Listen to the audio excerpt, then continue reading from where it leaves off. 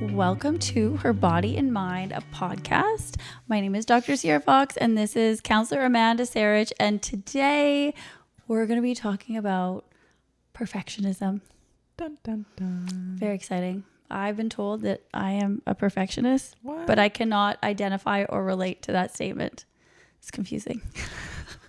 Okay, what? This is true. I remember the first time someone told me I was a perfectionist. I was working at Restorative Health, and Sarah, who used to be like our office manager at this multidisciplinary clinic, and she was like, "You're a perfectionist," and I was like, "Huh? Like, what are you talking about? Like, I feel like I'm a walking mess all the time." I was like, "How am I?" And anyways, it like struck me in a weird way because it caught me off guard. I was like, there's no way. Like, this makes no sense at all. Can we see the shock in my face? I have known this person since grade 7. I don't identify. But I know everything about you, and I just assumed you knew. No. You don't think you're a perfectionist? No, that was the first time I was told What this. about now, though? I think that it's interesting because I think it was probably around... No, it was when I was in med school, you and Carissa, this is another defining moment, you guys opening my fridge, like my freezer and my fridge. And they're like, when did you start like being so organized? Like, how does your fridge and your freezer look like this? And I was like, what do you mean? I was like, I've always been like this, just it's organized. Like, I have my freezer meals and it's just all like set in a certain way. And they were like stunned, but also confused because they don't remember me being so like organized. I was like, this is normal. I was like, this is normal. This is just like a normal fridge. And they're like, no, this isn't. I was like, yes, it is. It's not, people. It's not a normal You should fridge. see her freezer. But does that actually mean I'm a perfectionist because I have an organized fridge? I think there's lots of I think that you and I both can fall under the line of perfectionism. I would define perfectionism as like a bit of a need to control. Well, I think that is the definition of perfectionism. If we look at it, perfectionism as a whole is a bit of a dangerous like belief system and behavior. And I fall into that too. Okay. Because it leads to burnout and lots of other things. Because if we always need to do things perfectly, then it's like pulling back that layer and being like, but why does everything have to be just so? I've clearly never looked up the definition because I didn't know control was looped in. Yeah, it is. Big time. And I think that's what gets like, this comes up in my office a lot, like women who struggle with perfectionism. Mm-hmm. I wouldn't say that you struggle with perfectionism, but I would say that you are less so now. I think you've done a lot of work, but I think that maybe pre-work you were a bit more of a perfectionist, and that if things I think the definition sort of is if things kind of fall apart, then you don't always do well in that. That's like rigidity. That's inflexibility. But that doesn't make sense when it comes to like, I don't loop those perfectionism and then rigidity together per se, because to me I'm like, it's an ADHD trait which I know now exists, but like the perfectionism, when I think of perfectionism, I think of like this woman that like, and I'm saying woman because this is how it's like I think depicted in like cartoons or movies or whatever. It's like so put together all the time, and like the house is perfect and everything's just so because they have to have it just so, and like that's in my mind, and I'm like, oh God, I feel like a hot mess half the time. I'm not that. I think that's the interesting part, is that you maybe feel like a hot mess, but your house is always pretty put together because you are put together. Look at your face right now. Just pretty put together. And I think there's a lot of crossover. So perfectionism is a construct that people experience and some people very much struggle with. But I think that like we talk a lot, there's overlap with symptoms, right? Yeah. And perfection too, it just came to me, is that like even parentally, like there's some parents that put that pressure on their kids to be perfect, like good grades, good this. And like, I didn't have that pressure from parents. It was the opposite. There was no expectation. So again, I think of perfectionists as having parents who kind of push them in a certain way. Like, if you're not like this, then there's a consequence. So you need to be perfect. Mm-hmm. That's where my mind goes, which again, I'm like, I can't relate to that because I never had that.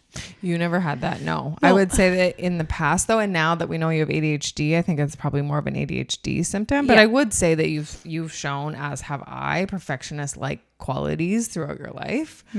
Perfection. I mean, I think when we went away last weekend, and the text between the two of us is I was making, it's like the Oshi Glows. It's a cookbook we both really like. And I was making the Oshi Glows chicken Caesar salad. We were leaving the next day and I had worked all week. And so it was just like my husband had made the dressing and my only task was to like bake the chickpeas. And then I got busy with my kids or whatever. And then I just sent a picture to Ciera. I was like, I'm excited for this. And it was just like a burnt mess. And I was like, ugh. And I was like, I'll try again. And then her message back was, buy croutons. Don't be a perfectionist. Did I say that? Don't be a perfectionist. Oh yeah. I was like, I got croutons in my cupboard. Like, we'll just use those. Like, who cares? But I think part of that other message was like, you're in burnout. I'm in burnout. Yeah. Like, why would you spin your wheels another 30 minutes to like try to make the perfect Caesar salad? I was like, no way, Jose. But that's a definition of perfectionism, is that it feels like, and I show up in my life sometimes like this, that like, oh, like I don't want to do it wrong, which can also bleed into self-worth, even if it's like subconscious. Like, she ain't gonna judge me, and maybe she would, but I'd be okay with it if my croutons were burnt. I'd like to make fun of her over it more than anything, just to get a good laugh. But it's like the impulse to redo it. It's like there's lots of stuff that kind of feeds into the idea of perfectionism. Yeah, I can relate to that in my own, whether it's career or with social media, or like I feel that pull to like have it in a very specific way, and just to make sure that, so I can relate to that. So you can relate to being a perfectionist, I guess so. But I think it's important to talk about, because a lot of the kind of foundation of a lot of these things are awareness. Because unless you kind of stop and say like, do I kind of struggle with some of those perfectionist tendencies? Again, you've done a lot of work and I think have come a long way. So have I. But when people aren't aware of this, it drives them in the ground. So I'll have women come in and they look so put together. Their kids are doing like, I don't know, 100,000 hours of hockey and dance. They make these like exquisite meals every night. They've decided like the algorithm of like how many times they should be like pleasing their husband a week. What? Like a math equation? Well, it's rigidity, but it's also this idea of like, this is how I have to show up in this world. This is like, again, it comes back down to control. And then if we go down from there, why do we feel like we have to control? Usually because when perfectionism is a big deal, it's from trauma. So a really common trauma response is, I have to be perfect so that I am like valued, or that I don't get in conflict, or so that I don't become unsafe. Right? Yeah. I'm trying to think of where mine comes from. I don't know. Well, Other than ADHD. Like, ADHD. And I think that like you and I both have like trauma. Like, And so like, if you're not, again, we just talked about self-worth in our last episode. If you're not really taught to like fully have value no matter what you do. Yeah, that's probably, I would say that. I think I've had these thoughts on my own before. It's like, then you're just trying to be the best because people have told you so many times that you're not, whatever. But mine is because of my ADHD personality. You're like, you're weird. I know for myself, like with grades. So I've like diagnosed when I was young, like learning disabilities in spelling and math.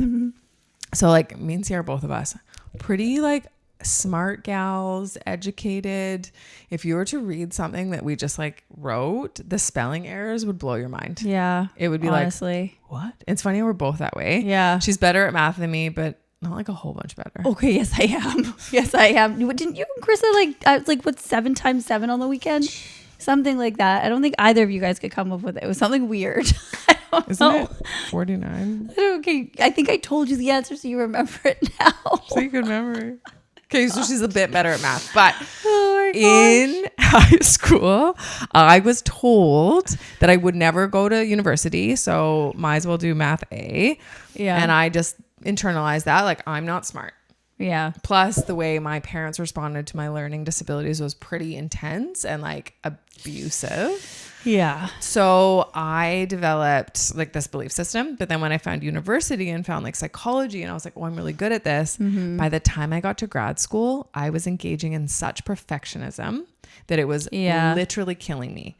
I have this really clear memory of me sitting on the bathroom counter just like in the thralls of a panic attack because I didn't know if this paper I was about to like, what's it called? Handed in. I've been out of school for a long time. Submit was going to be like Your an thesis. A+. Your thesis. Is that what it was? No, it was just like not even that important. Just like a regular paper? Yeah. Because at that point in my school, I got so stuck on being so good that like I have like a 3.9 GPA in my master's program and I killed myself for it unnecessarily because I was just so determined, and some of it was subconsciously, that like I am smart. I deserve to be at this academic level. And like that's a really good example of when perfectionism starts to become like a clinical problem. Yeah. That it was just, I wasn't even really well liked by a lot of my peers. Because you were so intense and just burnt out and like hyper focused on being the best. I remember the prof asking questions and I was like, oh no, no one wants to be in class with that girl. And I will answer it in 14 different ways. I'll answer it 14 different ways. Yeah. And it was, it was honestly like, I've never really had like, well, I mean, I'm sure I have, but like people like not like me, and I couldn't understand it at the time. But looking back, I'm like, girl, I was so overwhelmed. Yeah, you were. But it was from perfectionism. Yeah. Because I needed to be smart. And so I've done a lot of... Because that's not your vibe. No. That's not your vibe. It's not my vibe at all. No. But the idea of being in a graduate program triggered a part of me that felt not smart enough. And then we've talked about IFS in other episodes. A manager part then quickly swooped in that said... I'm going to be effing amazing at this and I'm going to be perfect and I'm going to show everyone, even though no one was watching and no one cared. But you were very isolated in Lethbridge by yourself. Your husband wasn't even there. I'm going to show all these people how smart I am. And then it just like had a terrible, like I remember our friend Krissa, like I was so depressed. She like legitimately asked me if I had a suicide plan. Oh God. I didn't, but she was like that concerned because I was so like, I was so unwell because I just spent morning to night doing schoolwork. That's crazy. For like, it didn't even matter. Your grade didn't even really matter when you came out of that program. No, it didn't. And it's not like I'm this amazing therapist now because I got like a A+ in whatever course. No. It doesn't change anything. But I think it's like an invitation now to kind of look at like, are there areas in your life where you're doing this? Are there areas where you're kind of killing yourself and you don't know how to do it any other way? Because that was me in grad school. I didn't know how to do it any other way. No. And I think if we look at like, we could probably find some things in you, whether it's rigidity from ADHD, but it's like, we don't know how to do it any other way. Like, over the last like month, there's lots of things that you just like were so burnt out, but you're like, well, I said I would, so I have to. So you're like, do it. That's what I did. Do it. And do it. And then you get burnt out. And then I got really sick. And some of that is perfectionism. Yeah. Yes. That is the side where you can't let anything go because you're supposed to. And I just don't want to let people down at all because then they'll have this negative perception of me. Even last week I had to cancel 2 days of work, and I knew I had lost my voice, but I was like, no, maybe it'll just get a bit better. And then I showed up on Thursday and I had a huge it was a new patient. So it was an hour and 15 minutes. And thank goodness I'd actually seen this woman with her child the day before for his initial. So she already knew kind of what was going on. And then I did her appointment. And at the end of it, I was like, I clearly can't talk. I literally had to lose my voice to stop working. That was the only thing that could get in the way. Is like, I couldn't verbally communicate, like sometimes just air would come out when I tried to make which is by definition perfectionism, to keep control. I don't like labels. Yes. Maybe that's why I don't identify with it. Let's explore that. Yeah. So yeah. But I think women, like especially high functioning, achieving women like you, society reinforces the shit out of perfectionism. So like keep all your ducks in a row, look good, be successful, and don't F anything up, which is like control. So it's like we're doing a lot of life like this, and letting it go is quite scary. And so it's like, how do we do things good enough? Yeah. Or sorry, no, I said that wrong. I had this, I was thinking something, I said something else. How do we do things that it's just like enough? It doesn't have to be perfect. There's a perfectionist. What is it? It's like, I'm a recovering perfectionist and an aspiring good enoughist. Yeah. Right? Because that's a tough one. And I just thinking about myself right now, it's like, I feel like everybody around me, there is an expectation. It's just like, even just looking at my history, like Ciera just does it all. Like she just always just does it all and handles it all and like just like can do it all. Like that is kind of like, it's not even that people expect it, but that's what they know me for. So even if I'm like having a harder time, I think even the people around me have a hard time understanding like that could even be possible, if that makes sense. You wouldn't, but like I think a lot of other people like have a hard time getting that. So then I have a hard time being okay with not being okay. Yeah, and some of that comes with identity, because it's really safe, for myself included, to feel like you have everything all figured out. Yeah. And when you kind of like fall apart, it feels really uncomfortable to not have your shit together. Yeah. Like I am perimenopause and I am in that week before my period right now, and my kid had a track meet yesterday, and it was like a gong show. It was our first meet, and I was like kind of a hot mess, and like it took me a couple hours. It was just Ciera, my husband, my family, like no one's judging this cat, but it took me like a bit after I cried when she did hurdles. I was like anxious. I was like tense. It took me a while to like not beat myself up. It actually took my husband being like, this is okay. Like, this is fine. We're okay. Even though you haven't been okay, maybe to us or not your perfect self, like it's okay. It's okay. But like, you're like, no, it's not okay. I have a low tolerance for not being like emotionally regulated. Yeah. And so that in itself is perfectionism, that because I'm this like counselor, that I need to have my stuff together and I work on this stuff and I talk about this stuff all day long, so that there's no reason that I should be able to be a hot mess. There's a biochemical reason no one gets to control. Truth. Called perimenopause. But even more like clear that there's perfectionist parts, because she cried, she laughed, she was angry, she had every single emotion in like an hour span.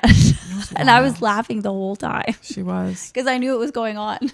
But I was. She knew it was going on too, but she's. Yeah. I wish you could have been there.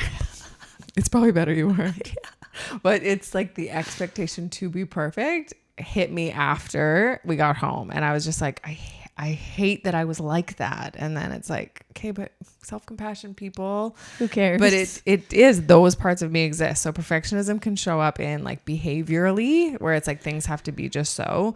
Perfectionism can show up in appearance. So some people with like maybe lower self-worth will engage in perfectionism with just like being so perfectly put together. Sometimes perfectionism, which is like bleeding into self-worth, would be like maybe like cosmetic surgery, like so many different things. Like you can do a lot of things to be whatever you decide perfect is.